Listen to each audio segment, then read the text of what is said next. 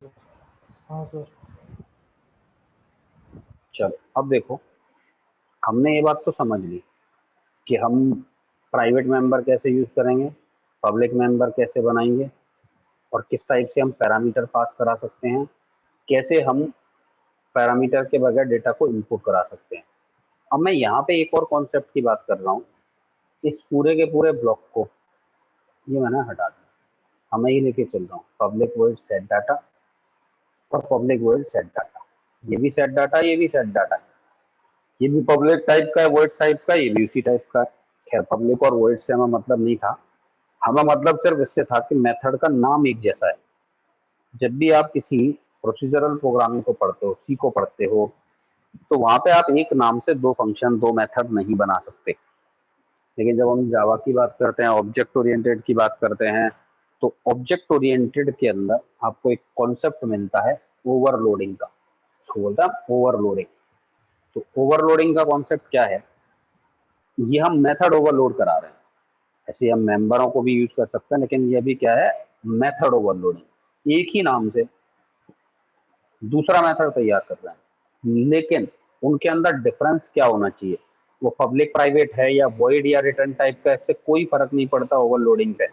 Overloading पे effect पड़ता है नंबर ऑफ पैरामीटर से या फिर टाइप ऑफ पैरामीटर से। तो यहाँ देखो, मेथड का नाम एक जैसा होना चाहिए, सेट डाटा नाम तो एक जैसा है। इधर कोई मेंबर नहीं है और यहाँ पे दो मेंबर हैं, तो नंबर ऑफ पैरामीटर एक दूसरे से डिफरेंट है। तो ये चीज पॉसिबल है, ऐसे मेथड बना सकते हो। इसको हम बोलेंगे मेथड ओवरलोडिंग। ये क्या है हमारी? Method overloading. तो हम ओवरलोडिंग कर रहे हैं।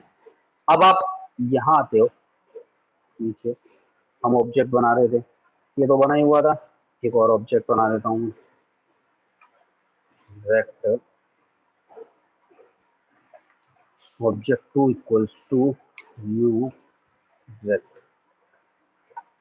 ठीक है, अब मुझे डेटा स्टोर कराना है, तो मैंने एक इस टाइप का बनाया है, यूजर से इनपुट कराने वाला। तो मैं यहाँ पे क्या कर रहा हूँ, object two object two dot set data, मैंने ऐसे ही कॉल करा दिया इसको मेथड। और उसके बाद ए आर इक्वल्स टू, ठीक है, ए आर एक वेरिएबल मैंने ऊपर लिया हुआ है, तो दोबारा मुझे बनाने की जरूरत नहीं है, डबल ए आर लिखने की जरूरत नहीं है, क्योंकि एक बार डबल टाइप का वेरिएबल बना दिया, उसी को यूज कर रहा हूँ। A R equals to object two dot calculate area, इससे मैं एरिया को कैलकुलेट करा रहा हूँ। और यहाँ पे इसके रिजल्ट को मुझे प्रिंट कराना है, तो मैंने इसको प्रिंट करा दिया भाई, एरिया ऑफ रेक्टेंगल। ठीक है, और इसको मैं एल एन लगा देता हूँ, इससे लाइन चेंज हो जाएगी। एरिया ऑफ रेक्टेंगल यार, ये रिजल्ट आ गया। तो अब हम एक ही क्लास के अंदर एक ही नाम से एक से ज्यादा मेथड बना रहे हैं। एक ही क्लास में एक ही नाम से एक से ज्यादा मेथड बना रहे हैं, लेकिन उसमें डिफरेंस क्या है? उसके नंबर ऑफ पैरामीटर और टाइप ऑफ पैरामीटर एक दूसरे से डिफरेंट होने चाहिए, या तो गिनती में कम ज्यादा हो पैरामीटर, या फिर उनका टाइप अलग अलग हो। एक में हमने इंटीजर ले लिया, एक में हमने डबल ले लिया, तो हम ऐसा भी कर सकते हैं। एक में हमने दोनों इंटीजर इंटीजर ले लिए, एक में एक डबल एक इंटीजर ले लिया, या फिर डबल डबल ले लिए, या फिर लिए ही नहीं कुछ भी। तो गिनती में या तो कम या ज्यादा होनी चाहिए, या फिर उनका टाइप एक दूसरे से डिफरेंट होना चाहिए। तो यहाँ पे हमने जो बनाया है ओवरलोडिंग में सेट डाटा, ये कैसा है? इसके अंदर नंबर ऑफ पैरामीटर एक दूसरे से डिफरेंट है। सेट डाटा पहला वाला जो है, इसके अंदर कोई भी पैरामीटर नहीं है, और ये जो है इसके अंदर दो पैरामीटर हैं। तो बात समझ में आ गई होगी, इसको रन कराते हैं। तो हमने यहाँ पे क्या कॉन्सेप्ट समझ लिया? मेथड ओवरलोडिंग का कॉन्सेप्ट भी हमने समझ लिया है कि मेथड ओवरलोडिंग क्या होती है, मेथड कैसे बनाएंगे, मेंबर कैसे बनाएंगे, ऑब्जेक्ट कैसे बनाएंगे, ऑब्जेक्ट के थ्रू मेंबर को एक्सेस कैसे करना है, प्राइवेट मेंबर है तो हम क्या लेके चलेंगे, पब्लिक मेंबर है तो हम क्या लेके चलेंगे। अभी प्रोटेक्टेड मेंबर हमारा बचा हुआ है, वो जब हम इनहेरिटेंस पे पहुंचेंगे तब बात करेंगे। तो देख रहे हो, इसने भी अपना रिजल्ट दिया, इसने भी अपना रिजल्ट दिया, तो दोनों ठीक वैसे ही काम कर रहे हैं। इसमें वैल्यू पहले वाले कॉलिंग में यहीं पे इनपुट हो गई और फिर पैरामीटर पास करा दिए। दूसरे वाले में जब हमने सेट डाटा को कॉल किया, तब उसने यहाँ स्कैनर बनाया हुआ है, इससे वैल्यू उसने मांग ली, वो वैल्यू हमने बता दी। तो मैं समझता हूँ आप लोगों को दिक्कत अब तो शायद होगी नहीं इसके अंदर, लेकिन फिर भी अगर किसी को कोई डाउट है तो बताओ ये सर, ये कॉन्सेप्ट आपको अच्छे से समझ ओवरलोडिंग लेने। वाला कॉन्सेप्ट तो एग्जाम में ही पूछा जाता है। हाँ क्यों नहीं पूछा जाएगा, जब कॉन्सेप्ट है तो ओवरलोडिंग भी पूछी जाती है। सी प्लस प्लस का पेपर दोगे तो सी प्लस प्लस में भी ओवरलोडिंग का पूछा जाता है। नहीं, हमारे वो जावा तो के हर जगह पेपर पूछा में भी जाता है आया था। ओवरलोडिंग।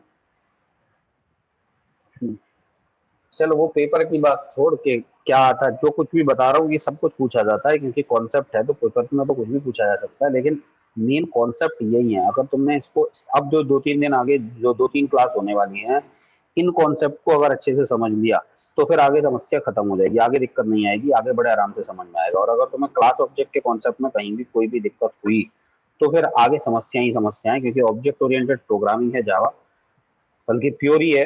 तो जब इसके अंदर काम करोगे तो क्लास और ऑब्जेक्ट से ही होना है, जो कुछ भी होना है आगे जाके हर जगह ऑब्जेक्ट और क्लास यही सब कुछ चल रहा होगा, मेथड ऑब्जेक्ट क्लास ये सब पब्लिक प्राइवेट प्रोटेक्टेड यही सब कुछ यूज हो रहा होगा। तो तुम्हें ये कॉन्सेप्ट बहुत अच्छे से समझना है। तो इसकी रिकॉर्डिंग करी दी है, अभी यूट्यूब पर अपलोड कर दूंगा और उसको लिंक इसमें ग्रुप में शेयर कर दूंगा। तो वहां से तुम लोग बड़े आराम से उसको एक बार दो बार बार बार समझना, और अपनी तरफ से कोई भी प्रोग्राम, जैसे मैंने एरिया ऑफ रेक्टेंगल किया है, तुम लोग एक सिंपल इंटरेस्ट का प्रोग्राम अलग अलग टाइप से बना के देखना।